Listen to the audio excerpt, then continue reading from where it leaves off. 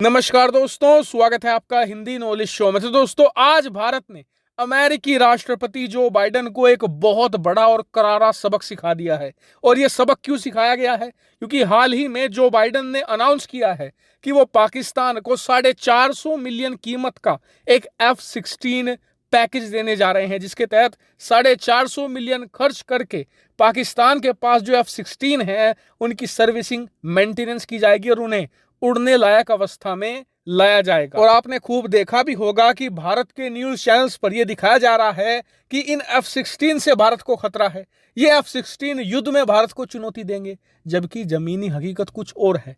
ये F-16 भारत के लिए चुनौती है ही नहीं, ये कहीं टिकते ही नहीं है, क्योंकि आज की तारीख में हमारा डिफेंस सिस्टम बहुत ज्यादा मजबूत है। खास करके जो हमारा S-400 है वो युद्ध जैसी स्थिति में इन F-16 को उड़ने भी नहीं देगा। तो आपका सवाल होगा कि जब F-16 हमारे लिए खतरा नहीं है तो भारत ये कार्रवाई क्यों कर रहा है? तो कार्रवाई करने का मकसद ये है कि आज तो जो बाइडेन ने पाकिस्तान को $450 मिलियन का F-16 पैकेज दिया है, और भारत अगर ये सोच ले कि यार F-16 से हमें क्या दिक्कत होगी, इसलिए चुप रहते हैं। हमारी चुप्पी का फायदा जो बाइडेन उठा लेंगे, समझेंगे कि भारत तो कुछ कह ही नहीं रहा, इसीलिए अगली बार $2-3 बिलियन का हथियारों का पैकेज दे डालेंगे। इसीलिए अमेरिका को भविष्य में रोकने के लिए आज कड़ी कार्रवाई करना बहुत जरूरी है। ठीक वैसे ही जैसे कहा जाता है कि prevention is better than cure. अब आप कहेंगे चलिए तो ठीक है, लेकिन भारत ने कार्रवाई क्या करी है? तो आप में से कई लोगों को याद होगा कि अब से कई महीने पहले अमेरिकी राष्ट्रपति जो बाइडेन, भारतीय पीएम मोदी, जापान के प्रधानमंत्री और ऑस्ट्रेलिया के प्रधानमंत्री जापान में मिले थे। वहां पर क्वाड की एक बैठक हुई थी और उसी बैठक में एक फैसला लिया गया था कि चारों देश मिलकर एक संगठन तैयार करेंगे जिसका नाम होगा IPEF। और इस संगठन में कई देश शामिल थे, जैसे कि दक्षिण Korea, Australia, Bharat, Japan, America, Singapore. इसके अलावा बहुत सारे और जो साउथ ईस्ट एशियन कंट्रीज थे वो भी इसमें शामिल थे।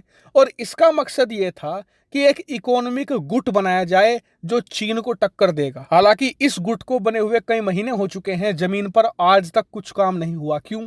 क्योंकि ये आइडिया पूरी तरीके से अमेरिकी राष्ट्रपति जो बाइडेन की दिमाग की उपज था।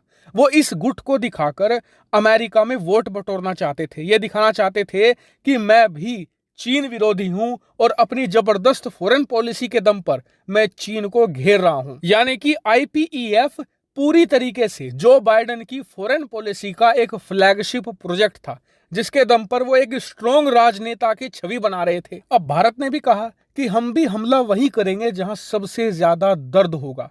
दरअसल आने वाले 3-4 महीनों में अमेरिका में मिड टर्म इलेक्शन है और ये इलेक्शन जीतना जो बाइडेन के लिए बहुत जरूरी है, वरना उनकी जो विपक्षी पार्टी है वो संसद में बहुमत में आ जाएगी। फिर जो बाइडेन के लिए कोई भी प्रस्ताव पास कराना महाभारत हो जाएगा और आने वाले 2 साल का जो उनका कार्यकाल बचा है उसे पूरा करना भी महाभारत हो जाएगा। इसीलिए ये इलेक्शन जो बाइडेन के लिए सुपर इंपॉर्टेंट है। और आपको बता दूं कि अमेरिका की पॉलिटिक्स में फॉरेन पॉलिसी एक बहुत बड़ा मुद्दा होती है, जनता इस पर जमकर वोट करती है। और इसीलिए आज भारत ने जो ऐलान किया है उसने अमेरिकी फॉरेन पॉलिसी को हिलाकर रख दिया है। दरअसल भारत ने यह कहा है कि जो ये संगठन है ना IPEF, इसमें हमें कुछ खास फायदा दिख नहीं रहा। बने हुए इसे महीनों हो चुके हैं और जमीन पर ₹1 का काम नहीं हुआ। इसके बनने का फायदा क्या है? इसीलिए भारत ने इसका जो ट्रेड पिलर है उससे बाहर आने का फैसला कर लिया है। यानी कि IPEF के तहत जो व्यापार होगा उसमें भारत अब हिस्सेदार नहीं बनने वाला। और भारत के इस बयान से जो ये पूरा ग्रुप है ये फेल होने की कगार पर आ गया है। क्यों? क्योंकि इस पूरे ग्रुप का नाम है इंडो पैसिफिक इकोनॉमिक फ्रेमवर्क।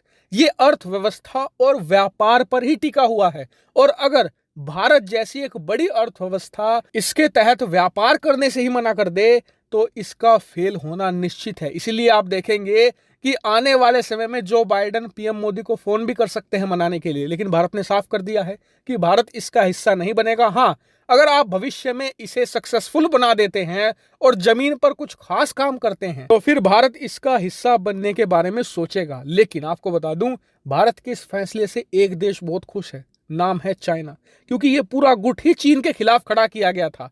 लेकिन अब भारत के इसके बाहर आने से चीन को भी पता है कि ये ज्यादा सक्सेसफुल नहीं होने वाला, क्योंकि भारत के अलावा जो इसमें देश बचे हुए हैं ना, जैसे कि Malaysia, Brunei, Thailand, Philippines, Indonesia, New Zealand, इनकी इतनी बड़ी अर्थव्यवस्था नहीं है, इसीलिए ये पूरा संगठन ही वर्थलेस हो जाता है और इसलिए कहा जा रहा है कि बाकी के देश भी इसमें शामिल होने से इनकार कर सकते हैं और इसीलिए भारत के फैसले से चीन बहुत ज्यादा खुश है।